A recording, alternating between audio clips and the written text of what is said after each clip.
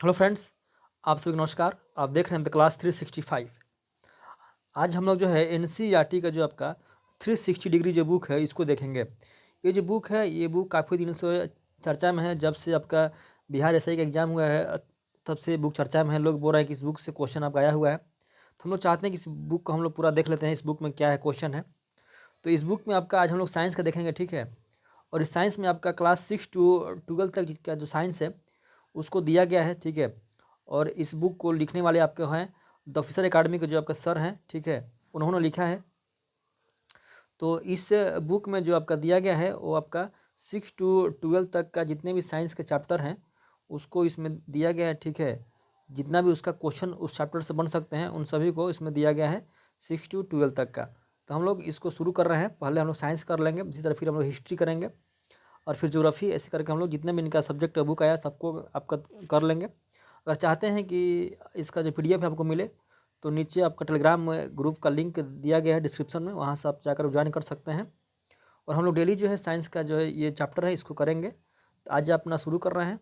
देखिए, जो पहला जो चैप्टर है उस क्लास 6 का है और इसमें बोला गया आपका, देखिए यहाँ पर आपका अध्याय 1 है। इसमें बोला गया आपका भोजन के घटक। क्या बोला गया है? इसमें बोला गया आपका भोजन के घटक। इसको हम लोग आज से करेंगे। तो आइए देखते हैं जो क्वेश्चन है, क्वेश्चन कैसा है वो बताइएगा। ये बुक आपको कैसा लगा और क्या ये बुक को हम लोग को डेली करना चाहिए, ठीक है। देखिए, पहला क्वेश्चन इसमें बोला गया है आपका, भोजन का व्यंजन जो कच्चा सामग्री से मिलकर बनता है से प्राप्त है। बोला गया है भोजन का व्यंजन जो कच्चा सामग्री से मिलकर बनता है से प्राप्त होता है। तो ऑप्शन आपका है पादपों से और जंतुओं से।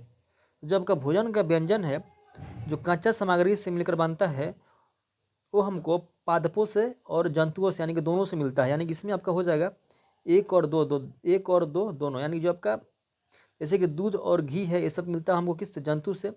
और जो फल फूल मिलता है कहाँ से? हमको पादप से। यानी कि दोनों का दोनों क्या आपका सही है, ठीक है। अब क्लास 6 का बुक है तो हो सकता है इसका क्वेश्चन का लेवल क्लास 6 का जैसा ही होगा और फिर धीरे धीरे आएंगे तो क्लास 10 9 सब जाएंगे, वहाँ थोड़ा सा लेवल आपको अच्छा मिलेगा, ठीक है। इसमें आपका है हमारे भोजन में मुख्य पोषक पदार्थ निम्न में से कौन सा है। क्या बोला गया है? हमारे भोजन में मुख्य पोषक पदार्थ निम्न में से कौन कौन है। तो इसका आपका हो जाएगा इनमें से सभी। इनमें से सभी मतलब आपका इसमें आपका हो जाएगा प्रोटीन भी है, ठीक है, कार्बोहाइड्रेट भी है और वसा भी। यानी कि आपका तीनों को तीनों जो है क्या है हमारे भोजन के लिए मुख्य पोषक पदार्थ है, ठीक है। यानी कि आपका हो जाएगा इसमें ऑप्शन नंबर डी सही। नेक्स्ट क्वेश्चन है हमारे भोजन में मुख्य पोषक पदार्थ निम्न में से कौन है। क्या बोला गया है? हमारे भोजन में मुख्य पोषक पदार्थ निम्न में से कौन है। तो इसमें आपका हो जाएगा 1 2 3। यानी कि आपका ये आपका प्रोटीन भी हो जाएगा, कार्बोहाइड्रेट भी हो जाएगा और वसा भी हो जाएगा, तीनों को तीनों, ठीक है। यानी कि 1 2 3। अगला क्वेश्चन है कार्बोहाइड्रेट, प्रोटीन एवं वसा के प्रशिक्षण के लिए निम्नलिखित में से, ठीक है, निम्नलिखित में से किस निम्नलिखित बिलियनों में से किसका उपयोग करते हैं। क्या बोला गया है? कार्बोहाइड्रेट, प्रोटीन एवं वसा के प्रशिक्षण के लिए निम्नलिखित बिलियनों में से किसका उपयोग करते हैं। तो इसका आपका हो जाएगा इनमें से सभी का। जैसे कि आपका आपका आयोडीन है, ठीक है, कॉपर सल्फेट है और कास्टिक सोडा है। यानी कि इन तीनों का क्या होता है आपका हम लोग उपयोग करते हैं किसके लिए? कार्बोहाइड्रेट, प्रोटीन और किसका? वसा के प्रशिक्षण के लिए, ठीक है। देखिए यहाँ पर बोला गया है कुछ साधारण विधियों से हम यह जान सकते हैं कि कच्ची सामग्री या पके हुए भोजन में कौन सा एक या अधिक पोषक उपस्थित है। यानी कि हम किसी भी कच्ची सामग्री या फिर पके हुए भोजन में हम पता कर सकते हैं कि इसमें कौन सी क्या पोषक तत्व क्या उपस्थित है। जैसे कि आपका इसमें वसा है कि कार्बोहाइड्रेट है कि आपका प्रोटीन है, उसको हम पता कर सकते हैं कि ये जो आपका भोजन है इसमें क्या क्या उपलब्ध है। उसके लिए आपको कार्बोहाइड्रेट, प्रोटीन तथा वसा के प्रशिक्षण अन्य पोषकों के प्रशिक्षण की अपेक्षा सरल है, ठीक है। आइए हम इन प्रशिक्षणों को करके प्रक्षेपणों के सारणी 1.2 में लिखें। देखिए बोला गया है इन परीक्षणों को करने के लिए, ठीक है, आपको किसका? आपका आयोडीन का, कॉपर सल्फेट का तथा कॉस्टिक सोडा बिलियनों की क्या होगी आपका आवश्यकता होगी। आपको कुछ प्रणालियों तथा एक ड्रॉप की भी आवश्यकता होगी, यानी कि हम किसी भी भोजन में पता कर सकते हैं कि इसमें आपका क्या फैट है कि प्रोटीन है कि आपका कार्बोहाइड्रेट है। उसके लिए आपको क्या चाहिए, उसके लिए आपको आपका आयोडीन का, कॉपर सल्फेट का तथा आपको किसका, कॉस्टिक सोडा, सोडा इसका विलयन की आवश्यकता होगी। ठीक है, नेक्स्ट है भोजन में उपस्थित, ठीक है, भोजन उपलब्धता हेतु निम्नलिखित में से सही विकल्प का चयन करें। बोला गया है भोजन में उपस्थित, भोजन उपलब्धता हेतु निम्नलिखित में से सही विकल्प का चयन करें। तो इसका आपका हो जाएगा प्रोटीन अगर ठोस के रूप में हो तो, ठीक है, प्रशिक्षण के पहले उसे चूर्ण या पेस्ट बनाना होता है। क्या बोला गया है, अगर प्रोटीन, ठीक है, ठोस के रूप में हो तो उसको टेस्ट करने से पहले उसको पेस्ट के रूप में क्या बनाना आवश्यकता हो, क्या उसको बनाना क्या होता है, आपका आवश्यक होता है, यानी कि आपका जो डी है वो आपका सही हो जाएगा। नेक्स्ट क्वेश्चन है आपका, निम्नलिखित में से किसे ऊर्जा देने वाला भोजन कहते हैं। बोला गया है निम्नलिखित में से किसे ऊर्जा देने वाला भोजन कहते हैं। तो कौन इसमें है, इसमें आपका वसा युक्त भोजन है और कार्बोहाइड्रेट युक्त भोजन है, यानी कि आपका 2 और 3 सही है। ठीक है,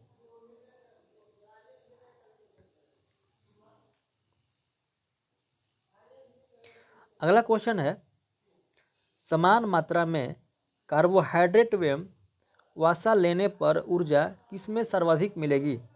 बोला गया है समान मात्रा में अगर हम कार्बोहाइड्रेट और आपका वसा लेते हैं तो इन दोनों में से जो सबसे अधिक ऊर्जा है वो किसमें मिलेगी।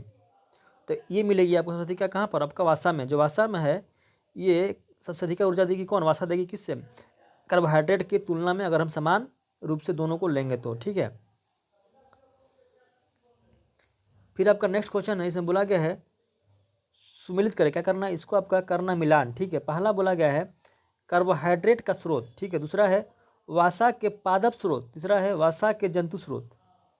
क्या बोला गया है, कार्बोहाइड्रेट का स्रोत, तो ये आपका हो जाएगा बाजरा और आलू, क्या हो जाएगा, बाजरा और आलू। ठीक है, नेक्स्ट बोला गया है आपका वसा के पादप स्रोत, पादप मतलब क्या होता है, आपका होता है प्लांट, तो ये मिलता है आपका गिरी, कहाँ गिरी। ये बोला गया है वसा के जंतु स्रोत, यानी कि जंतु स्रोत कहाँ से, आपका घी और मछली हो गया, यानी कि पहला का ए, दूसरा का सी, तीसरा का बी, आपका ये राइट है।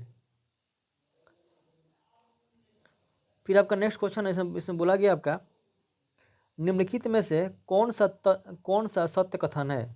बोला है निम्नलिखित में से कौन सा जो कथन है वो सत्य है। इसमें बोला गया आपका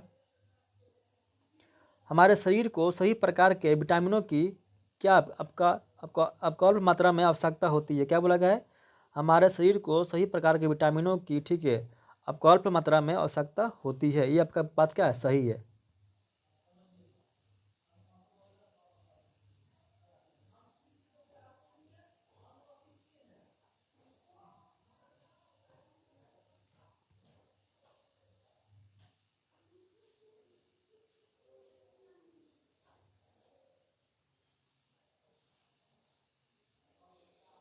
अगला क्वेश्चन है, हमारी आँखों एवं त्वचा को कौन सा विटामिन स्वस्थ रखते हैं। बोला गया है हमारी आँखों एवं त्वचा को कौन सा विटामिन क्या रखता है, आपका स्वस्थ रखता है। कौन सा है आपका, हमारा है विटामिन ए। विटामिन ए जो है ये क्या होता है, आपका जो आँख है इसके लिए क्या है, बहुत ज़्यादा उपयोगी है, विटामिन ए हो जाएगा।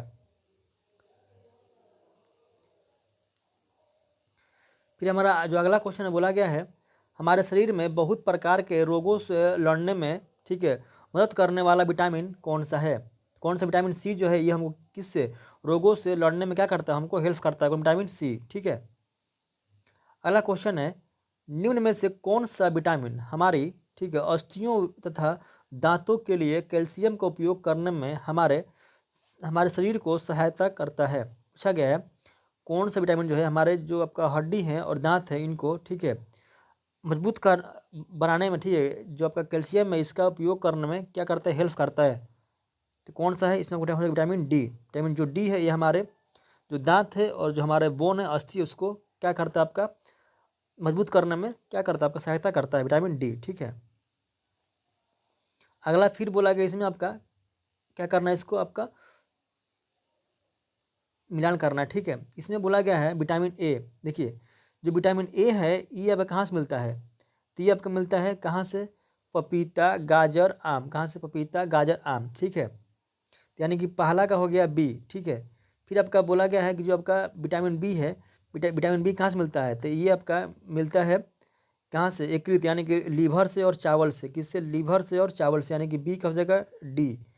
विटामिन सी है, ये आपका मिलता है आपका मिर्चा और किससे? आपका अमरूद से, ठीक है। और विटामिन डी है, ये आपका मिलता है मछली के तेल से, ठीक है। यानी कि आपका हो जाएगा इसका 1 का बी, 2 का डी और 3 का 4 का सी, आपका ये सही है, ठीक है।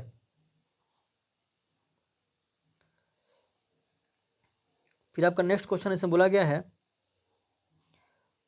आहारी रेशो यानी रुक्षांश के संदर्भ में निम्नलिखित में से कौन सा कथन सही नहीं है? क्या बोला गया है? इनमें से कौन सा कथन क्या है? सही नहीं है। किसके बारे में? आपका ये लिखा है यहाँ पर क्या, आहारी रेशो यानी रुक्षांश के संदर्भ में। तो इसका हो जाएगा, जब ऑप्शन नंबर सी दिया गया, रुक्षांश हमारे शरीर को कई प्रकार के पोषक पदार्थ प्रदान करते हैं। देखिए, रुक्षांश है, ये हमारे जो बॉडी है इसको पोषक पदार्थ के रूप में प्रदान नहीं करता है, ठीक है। यानी कि आपका सी जो है सही है, ठीक है।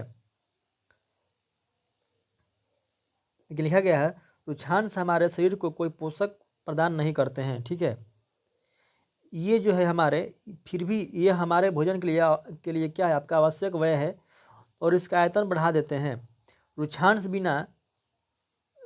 जो होता है ना, ये आपका बिना पचे जो भोजन है उसको बाहर निकालने में क्या करता है? हमारी बॉडी को हेल्प करता है रुक्षांश। पूछेगा कौन सा, पूछेगा निम्नलिखित में से कौन है जो हमारे शरीर से, ठीक है, बिना पचे भोजन को बाहर निकालने में क्या करता है? आपका हेल्प करता है। क्या हो जाएगा आपका? रुक्षांश। कौन? रुक्षांश, ठीक है।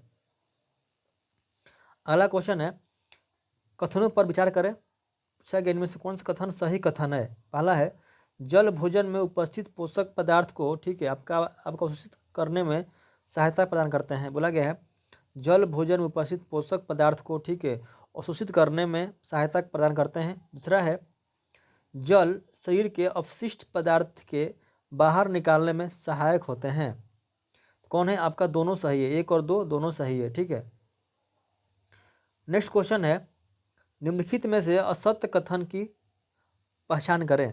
पहला है, सामान्यतः पूरे दिन जो हम खाते हैं उसे आहार कहते हैं, ठीक है। अगला आपका ऑप्शन है, संतुलित आहार में कार्बोहाइड्रेट, वसा एवं प्रोटीन के अलावा रुक्षांश एवं जल भी सम्मिलित होते हैं, ठीक है। तीसरा है, छिलका उतार कर सब्जियों को धोने से कुछ विटामिन एवं खनिज लवण नष्ट हो सकते हैं। पूछा है इनमें से कौन सा असत्य कथन है? तो ये सभी क्या है? आपका कथन सही है। तो इनमें से असत्य कौन है? इनमें से जो कोई नहीं असत्य, ये आपका आंसर हो जाएगा, ठीक है।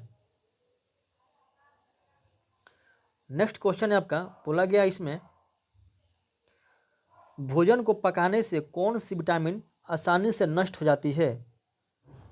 तो कौन सा हो जाएगा? विटामिन सी जो है, जैसे हम भोजन को जब आपका पकाते हैं तो जो विटामिन सी है ये क्या होता है? आपका नष्ट हो जाता है, विटामिन सी, ठीक है। अगला है, हमारे भोजन में वसा की मात्रा अधिक होने पर शरीर पर क्या प्रभाव पड़ेगा? तो ये आपका हो जाएगा, जो हमारा शरीर का जो मोटापा का क्या हो जाएगा? शिकार हो जाएगा। अगर हमारे बॉडी में ज़्यादा फैट्स होगा तो क्या हो जाएगा? हम मोटा हो जाएंगे, यानी जो शरीर है मोटापा का क्या हो जाएगा? शिकार हो जाता है, यानी कि पहला सही है। नेक्स्ट है, निम्नलिखित में से प्रोटीन की कमी से कौन कौन से रोग हो जाता है?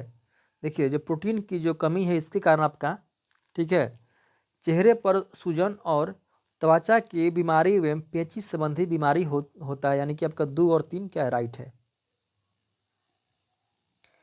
अगला है, निम्न में से, ठीक है, रक्तता किसकी कमी से होता है? जब यहाँ पर लिखा गया आपका आपका रक्तता, ये आपका रक्त की कमी है। क्या है? रक्त की कमी है।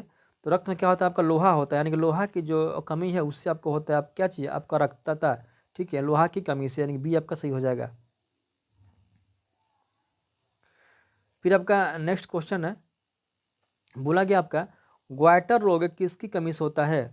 तो ये आपका हो जाएगा किसका कमी से? ये आपका होगा ऑप्शन नंबर डी आपका दिया गया है, आपका ये आयोडीन की कमी से, ठीक है। क्या होता है? आपका बेरी बेरी होता है और उसी को हम बोलते हैं क्या? आपका ग्वाइटर रोग, ठीक है, जो गाला में यहाँ पर होता है।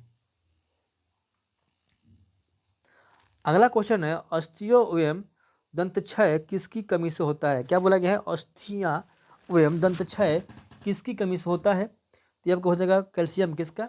कैल्शियम का कमी से। किसका? कैल्शियम का कमी से।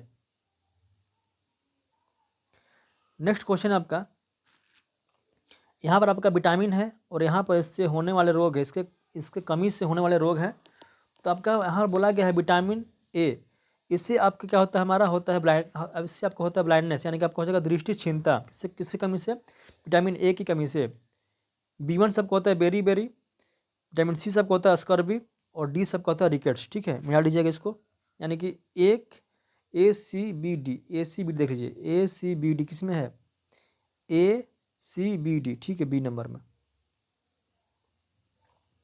नेक्स्ट क्वेश्चन आपका बोला गया इसमें,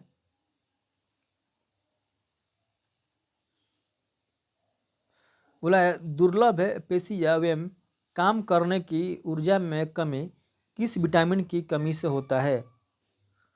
ये होता है विटामिन B1 की कमी से, विटामिन B1 की कमी से।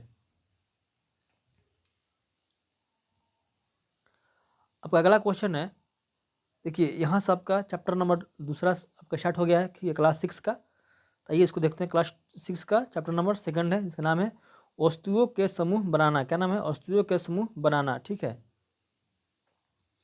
क्वेश्चन है किसी वस्तु को बनाने के लिए किसी पदार्थ का चयन, ठीक है, निर्भर होता है पदार्थ के गुणों के आधार पर, पदार्थ के उपयोग के आधार पर। इसमें आप हो जाएगा दोनों के दोनों सही है। ठीक है, दोनों के दोनों सही है। ठीक है, नेक्स्ट आपका क्वेश्चन है पदार्थों में क्या क्या आता है? बोला गया है पदार्थ में क्या क्या आता है। तो क्या आता है इसमें? इसमें अब कांच, धातुएं, प्लास्टिक, लकड़ी, रुई, सभी क्या है? सभी पदार्थ है, उपरोक्त में से सभी पदार्थ हैं। ठीक है, निम्नलिखित में से कौन सा चमकदार सामग्री होते हैं? क्या पूछा गया है? इनमें से कौन क्या है? चमकदार सामग्री है। कौन है? सोना आपका क्या है? आपका चमकदार सामग्री है, सोना। अगला क्वेश्चन है धुतिमय का अर्थ होता है। क्या बोला गया? धुतिमय का अर्थ क्या होता है? तो इसका जो आपका अर्थ होता है वो आपका होता है शायद चमकीला होता है। क्या दो? हाँ, देखिए इसका जो अर्थ है आपका वो चमकीला होता है। ठीक है, क्या होता है आपका? आपका इसका अर्थ होता है चमकीला होता है। ठीक है, अगला क्वेश्चन है कठोर कठोर पदार्थ कहाँ जाता है? पूछा गया है कठोर पदार्थ कहाँ जाता है? तो किसको? जिसे दबाना मुश्किल होता है और जिसे क्या आपका कंप्रेस करना, यानी कि आपके लिखा गया यहाँ पर संपीड़ित करना क्या कठिन होता है, उसको क्या बोलते हैं? उसको हम लोग बोलते हैं कठोर पदार्थ। यानी कि ए और बी दोनों सही है। ये क्लास 7 का है, ठीक, इसीलिए ऐसा ऐसा क्वेश्चन है। ठीक है, इसमें आपको हो जाएगा आंसर सी, ए और बी दोनों। अगला है निम्नलिखित में से कौन एक धातु नहीं है? तो इसमें आप क्या हो जाएगा आपका लकड़ी। लकड़ी क्या धातु नहीं है। अगला है निम्नलिखित में से, ठीक है, असत्य कथन की पहचान करें। क्या बोला गया है? इसमें से असत्य कथन कौन सा है? असत्य कथन। ठीक है, तो असत्य कथन के बारे में बोला गया है, तो इसमें आपको हो जाएगा धातु में हमेशा चमक बनी रहती है। ये क्या है? आपका असत्य कथन है। ठीक है, क्यों असत्य? क्योंकि जो आपका गोल्ड है, जो आपका लोहा है, लोहा आपका धातु है, लेकिन जैसे ही आपका उसमें लगता है जंग तो उसका जो चमक है वो होता है खत्म। इसलिए यह कथन क्या आपका असत्य है। ऑप्शन सी जो है असत्य होगा। अगला क्वेश्चन है आपका, बोला गया है अभिलय शब्द का क्या अर्थ है? देखिए जो आपका अभिलय शब्द है इसका अर्थ होता है जो किसी में क्या विलय ना हो, यानी कि वो क्या है आपका आपका वो क्या है आपका अघुलनशील है। क्या है आपका? वो किसी में घुलता नहीं हो, यानी कि वो आपका क्या है? अघुलनशील है, यानी पहला सही हो जाएगा। अभिलय पदार्थ के बारे में सही कथन चुनिए। तो सी नंबर है जल के साथ जो क्या होता है जल में नहीं घुलता हो, यानी कि जल में क्या आपका मिश्रित नहीं होते, उसको क्या बोलते हैं? अविलय है, यानी कि वो क्या है? घुलनशील नहीं है। निम्नलिखित में से कौन सा विलय पदार्थ का उदाहरण है जो क्या विलय है, यानी जो क्या जल में घुलता हो? तो आपका नमक भी है, चीनी भी है, वॉशिंग पाउडर भी है, यानी कि उपयुक्त में से सभी। अगला क्वेश्चन है निम्न कथनों पर विचार करें। सभी तरल जल में मिश्रित होते हैं। पहला कथन है। दूसरा कथन है गैस थोड़ी मात्रा में जल में घुलनशील होते हैं। पूछा है इनमें से कौन सा कथन सही है? यहाँ पर दिया गया है कि सभी तरल जल में मिश्रित होते हैं, जो कि गलत है। जैसे कि आपका तेल होता है, तेल जो है जल में क्या है? मिश्रित क्या होता नहीं होता है, इसलिए ये कथन क्या है? ये आपका गलत हो गया है। पहला गलत हो गया है। जो दूसरा है, ठीक है, ये आपका सही है। दूसरा है ये सही है, यानी कि सिर्फ आपका केवल दो। अगला है निम्नलिखित में से कौन सा विकल्प क्या है सही है, ठीक है, सही पूछा गया है। तो बोला गया है केरोसिन तेल जल में विलय है, जो गलत है। तेल जो है जल में विलय नहीं होता है। दूसरा है शहद जल में विलय है, ये बात सही है। दूसरा क्या है सही है। अगला क्वेश्चन है निम्नलिखित में से गलत कौन सा विकल्प है। कौन सा विकल्प क्या है गलत है पूछा गया है। सरसों का तेल जल में विलय है, ये गलत विकल्प है, ठीक है। नींबू का रस जल में विलय है, ये विकल्प सही है। पूछा गया है कौन सा विकल्प गलत है, तो गलत कौन सा है, गलत सिर्फ पहला नींबू का रस जल में सॉरी यहाँ पर लिखा गया आपका आपका ये का ये केलवा विलय है, ठीक है, यानी कि आपका दोनों दोनों क्या है गलत है। ये तो विलय नहीं होता है तो ये गलत हो गया, और ये विलय होता है लेकिन लिखा गया यहाँ पर क्या चीज़ विलय है, यानी कि आपका दोनों दोनों गलत है, ठीक है। यही सब गलती होता है एग्जाम में, मिस्टेक हो जाता है थोड़ा सा में गलती हो जाता है, यानी कि आपका दोनों सही है, ठीक है। इसका अगला क्वेश्चन है निम्नलिखित में से असत्य है, क्या पूछेगा असत्य है।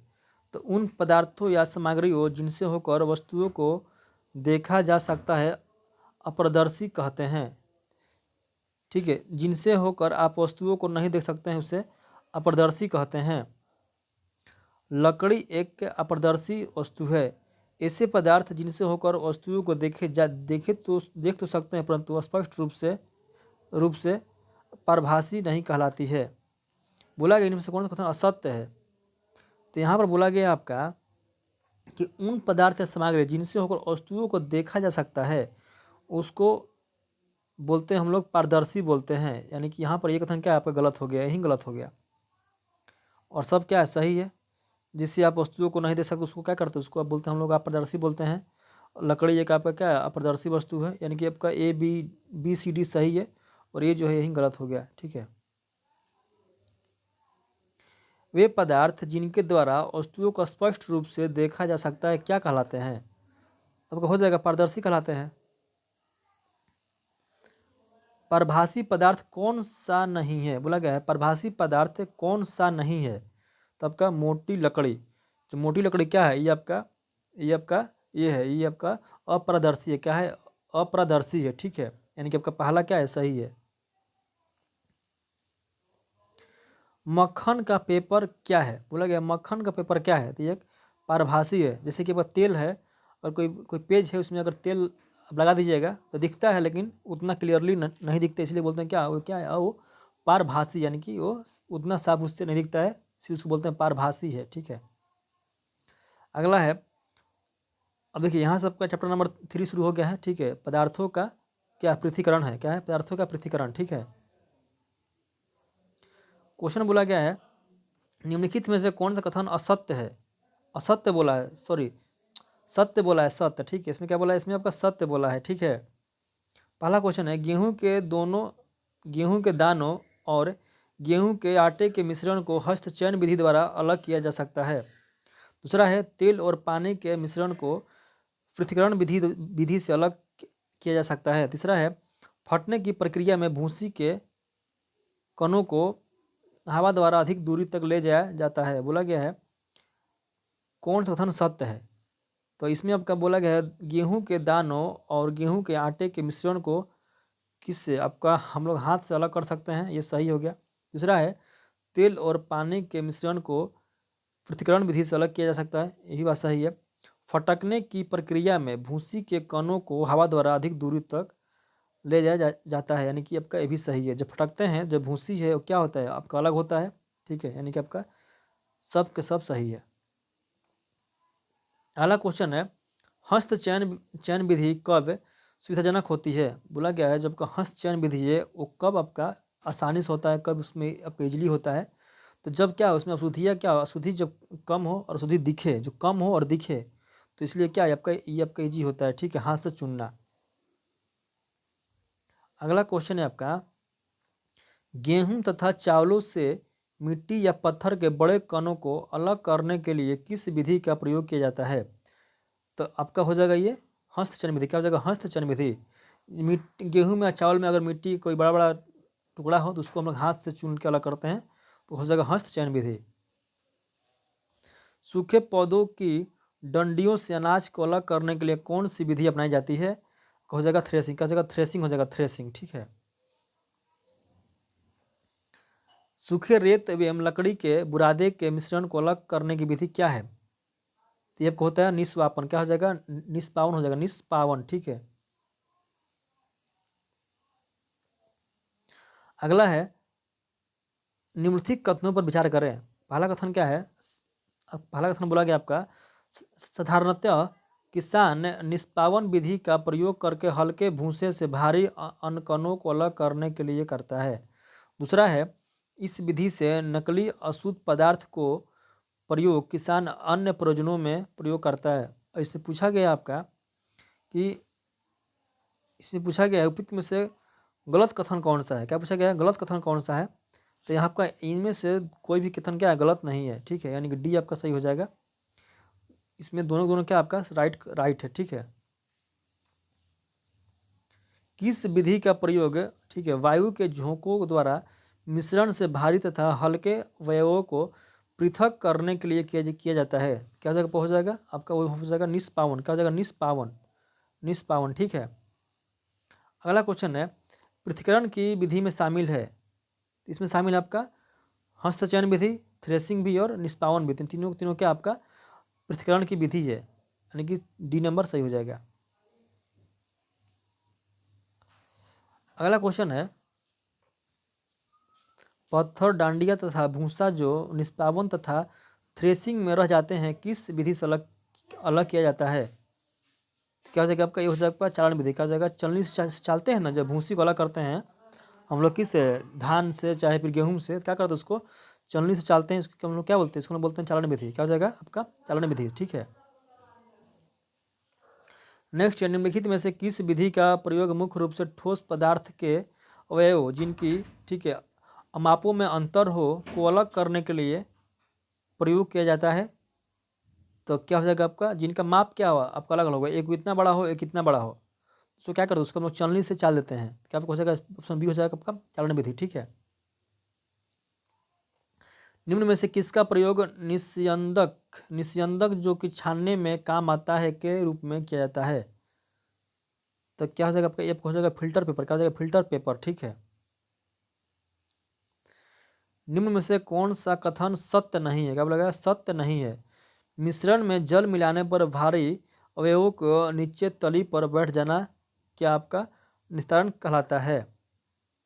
फिर आपका है अवसादित मिश्रण को बिना हिलाए जल को अशुद्धि सहित सहित उल्हेड़ने की प्रक्रिया को क्या निस्तारण कहते हैं? अगला है तेल तथा जल के मिश्रण को, ठीक है, अवसादन तथा मिश्रण विधि द्वारा अलग किया जा सकता है। पूछा कि इनमें से कौन सा कथन असत्य नहीं है, यानी कि क्या है सत्य नहीं, यानी कौन सा कथन इसमें गलत है, ठीक है। इसमें पहला जो है वो गलत हो गया है, पहला क्या है गलत है, ठीक है।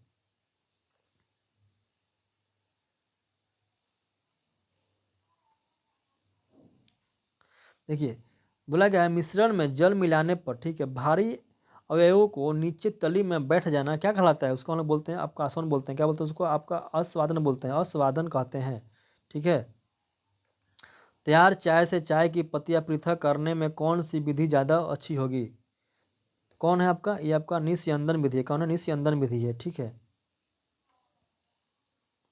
अगला है निम्नलिखित में से सही कथन कौन सा नहीं है, यानी कि पूछा है कौन सा गलत है, ठीक है। तो कौन गलत है? देखिए पूछा है तेल तथा जल के मिश्रण को केवल निस्यंदन विधि से अलग किया जा सकता है।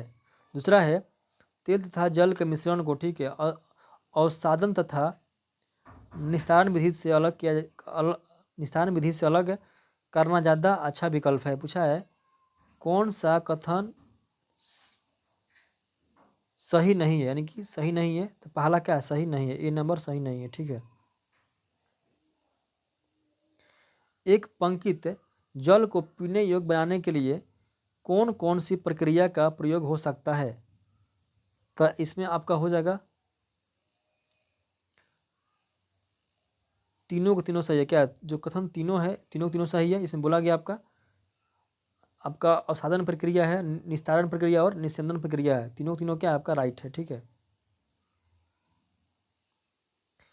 अगला है निस्यंदन विधि का प्रयोग निम्न में से किस विकल्प में नहीं हो सकता है? तो इसमें हो जाएगा जल मिश्रण से जल एवं नमक को पृथक करने में इसका उपयोग नहीं होता। किसका? निस्यंदन विधि का। ठीक है, यानी कि आपका डी नंबर सही है। मिश्रण से जल एवं नमक को पृथक करने में कौन सी विधि का प्रयोग किया जाता है? तो कौन है इसमें आपको हो जाएगा वाष्पन विधि। क्या जगह इसमें आपको हो जाएगा वाष्पन विधि। ठीक है। समुद्री जल से नमक प्राप्त करने में कौन सा विधि का प्रयोग किया जाता है? क्या हो जाएगा आपका? हो जाएगा वाष्पन। क्या हो जाएगा? वाष्पन विधि। ठीक है। अगला है नमक रेत एवं जल के मिश्रण को अलग अलग करने में प्रयुक्त विधि कौन सा है?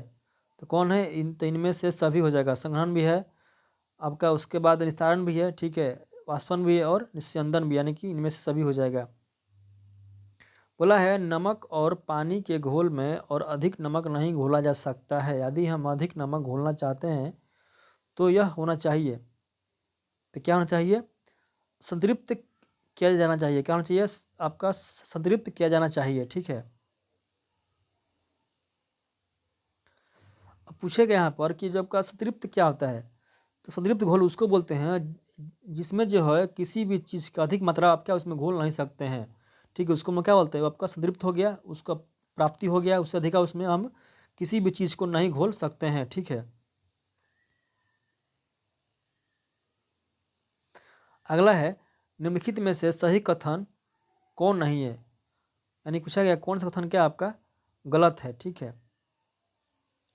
तो इसमें आपका हो जाएगा बी नंबर। ताप कम करने पर किसी पदार्थ की जल में विलयता क्या होती है? बढ़ती है, जो गलत है। ताप कम करेंगे तो जो विलयता है वो घटती है। ताप बढ़ाएंगे तो उससे क्या होता है? विलयता बढ़ती है, यानी कि बी नंबर क्या है आपका गलत है। अब फिर आपका अगला क्वेश्चन इसमें बोला गया है यदि किसी विशेष तापमान पर किसी पदार्थ के संतृप्त घोल को उच्च तापमान पर गर्म किया जाता है तो पदार्थ की जो घुलनशीलता वो क्या होगा? वो आपका बढ़ेगी। और अगर हम गर्म करेंगे तो उसमें क्या और हम पदार्थ को डाल सकते हैं। ठीक है, कोई भी विलयन अगर वो संतृप्त हो गया है और फिर भी उसमें हमको कुछ घोलना है तो क्या करेंगे? उसको हम लोग गर्म करेंगे। ठीक है, गर्म करेंगे तो उसकी जो आपका विलयता है वो क्या होती है? बढ़ती है, यानी कि उसमें और चीज़ क्या हो सकता है? घुल सकता है। ठीक है। अगला है जल वाष्प से उसकी जल अवस्था में परिवर्तन होने की प्रक्रिया कहलाती है। जल वाष्प से जल में बदलने की प्रक्रिया क्या कहते हैं? आपका कहते हैं हमको, इसको हम बोलते हैं आपका ऑप्शन सी जब दिया गया आपका संघनन। ठीक है, इसी से आपका बनता है बादल। ठीक है, जल वाष्प को जल में बदलना क्या कहलाता है? आपका कहलाता है क्या? ये लिखा गया आपका ऑप्शन सी जब दिया गया संघनन। ठीक है, संघनन कहलाता है। तो आज हम लोग इतना देख लिए हैं। ठीक है, अगर वीडियो अच्छा लगा हो तो बोलिएगा, फिर हम यहाँ से नीचे के जो भी चैप्टर उसको कराएंगे। ठीक है, और आप लोग कमेंट कीजिएगा कि कैसा लगा। ठीक है, तब के लिए थैंक यू। जय हिंद।